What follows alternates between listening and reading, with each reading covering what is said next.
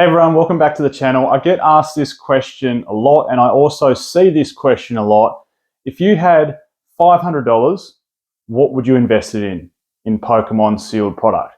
Now, when I talk $500, I'm going to talk Australian dollars. And I know a lot of these examples that I'll show up on the screen from TCG Player are going to be in US dollars, but I'll convert them to Australian dollars.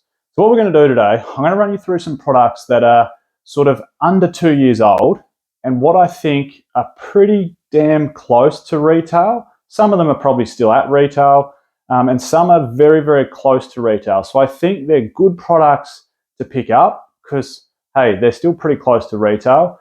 Now, with the $500, it could be multiples of that single product, or it could be a combination of a few that you want to pick with that $500. But at the very end of the video, I'm going to say what I would spend exactly $500 on if I had the spare money right now.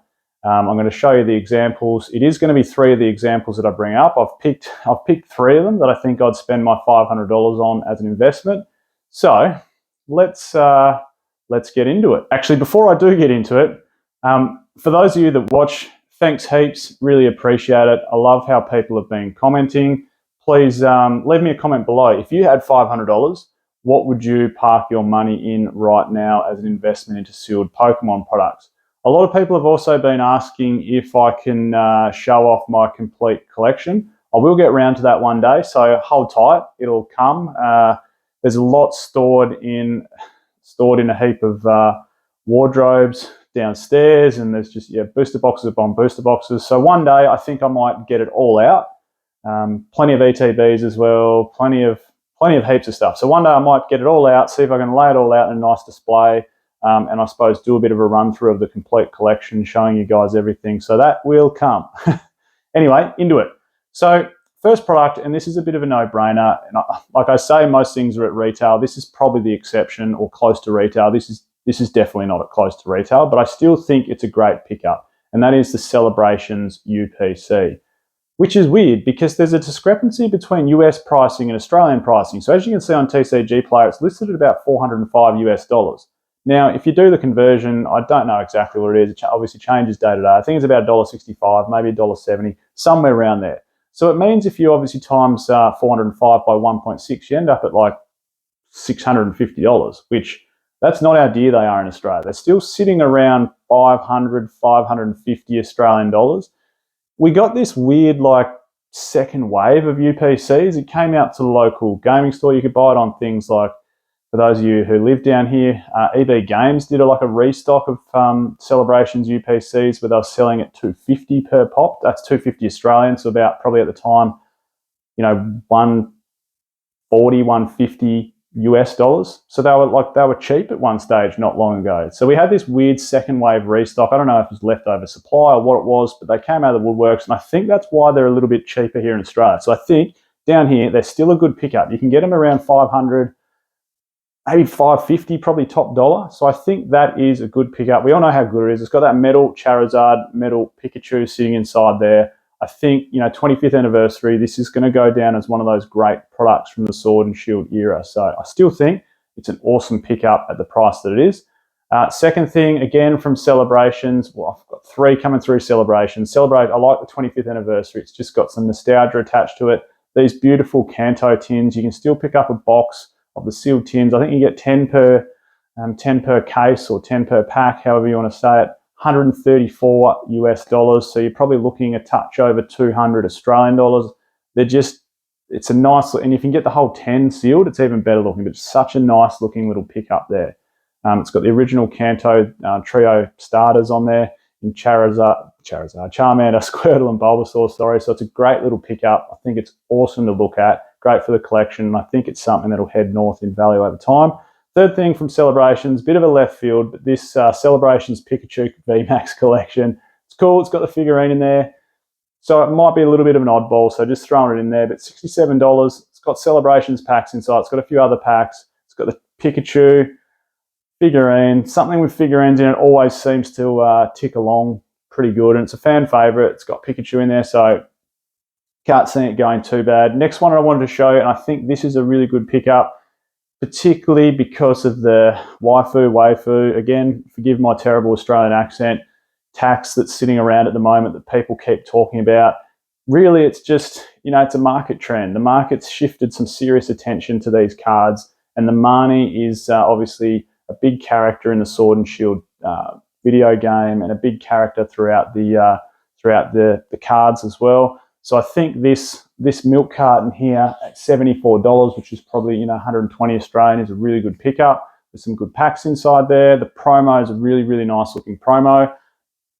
I know it's not an MSRP, but it's not too far off it. So I think that's still a good pickup. Next one, and I pump this one up all the time, but next one I wanted to show you through is the Chilling Reign booster box. I still think this is severely undervalued. And I pump this set's tires up, and as much as I pump it up, it doesn't seem to move the price of my booster box as much. It's still sitting at 140 US, or probably 220 Australian. You could pick one up for. I think it's a brilliant set. There's great chase cards. Blaziken Vmax alternate art is extremely nice looking card. There's some beautiful other looking alt arts inside there, and there's also some great trainer cards, waifu cards. It's just a nice set. It's also a nice looking box. I think it's great. So I still think this is not too far off retail price. It's still a great pickup. Next one I want to show you is the Crown Zenith Pokemon Center Elite Trainer Box. A little bit of a mouthful. This is an awesome looking Elite Trainer Box. Also, even just picking up your regular Elite Trainer boxes, I got these for 70. What were they? 77 at local EB Games, which is the local gaming store here in Australia. Asked if I could buy a heap and if I could clear them out. They had a heap out the back. Ended up picking up 10 of these for $700. So I picked them up at 70 Australian a pop, which is probably, I don't know, high 30s US, 38 US dollars or something. So, hey, great pickup. And I think this Pokemon Center Elite Trainer Box is an even better pickup. It's probably slightly nicer looking than the regular ETB, and also a little bit rarer. So at about 120 US, it's great buying, I think. Next one is, I know I didn't rubbish this at all. All I said about this is it's awesome, the Charizard UPC, but I also see it remaining stagnant for a little while. And I think within all of a fortnight, I think I've half changed my tune on it, which we're allowed to do. We're human. We're allowed to change our tune on things.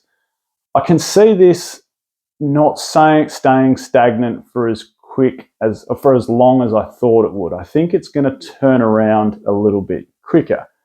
I was saying I can see it remaining stagnant for a sort of 12 to 18 month mark. I don't think that's going to be the case. I think by 2024, so probably 6 months, this will start upticking north. And after that, I think it's going to continue in one trajectory. I didn't have a dig app. I was disappointed how much what the three promos are worth inside it. Like, there's going to be a huge graded market on those three promos, but I don't know if it's going to hurt it that much. The Sword and Shield sets that are sitting inside this and the mixture of them, I just think it's going to be such a fantastic box to open for streamers and whatnot in the future.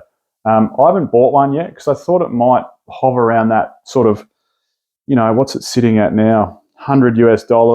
Probably it seems like 180 or something here in Australia.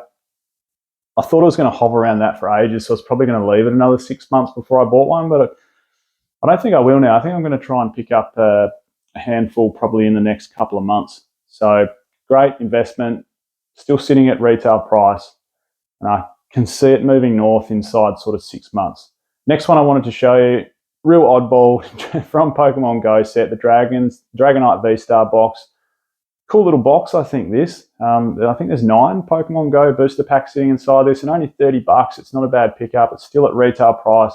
In fact, it's probably below it like most other Pokemon Go stuff. That set seems to have moved south since it was launched, but hey, I don't think it's going to go any further south, so I don't think it's a bad pickup, a bit of an oddball, but I thought I'd throw it in there. And the last one I wanted to talk about is pre-ordering this one hell of a set.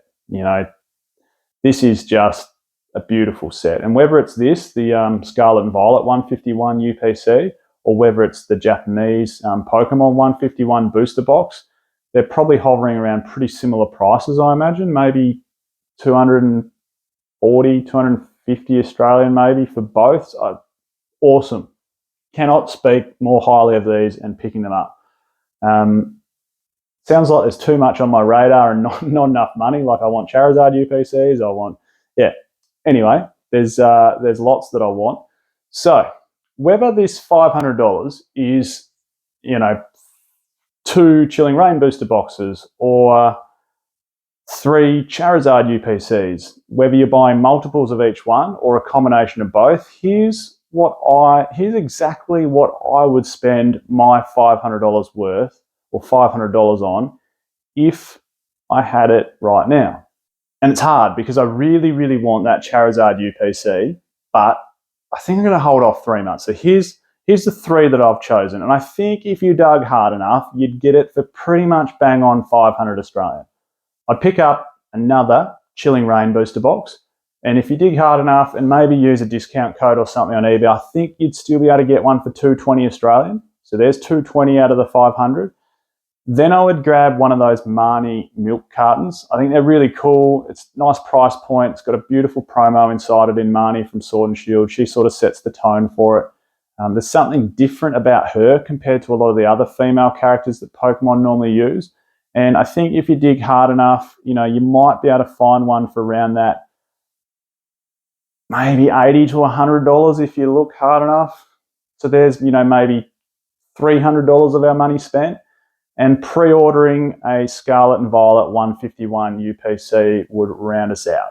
Like that's what I'd spend. If I had 500 right now, I'd pre-order the Scarlet and Violet UPC, another Chilling Reign booster box, and that Marnie milk carton. I think you're going to be pretty damn close. Maybe, I shouldn't say give or take. It's probably more you're going to have to give more money on top of that. Maybe you'd scrimp away with $520 for the 3, but if you get lucky, you might find them somewhere around $500 for those 3. That's where I would spend, or that's what I would spend $500 on right now. Please leave me some comments down below. If you had 500 Australian dollars, which is roughly probably 300 to 350 US, what would you spend your money on right now? Thanks again for watching, guys. Ta.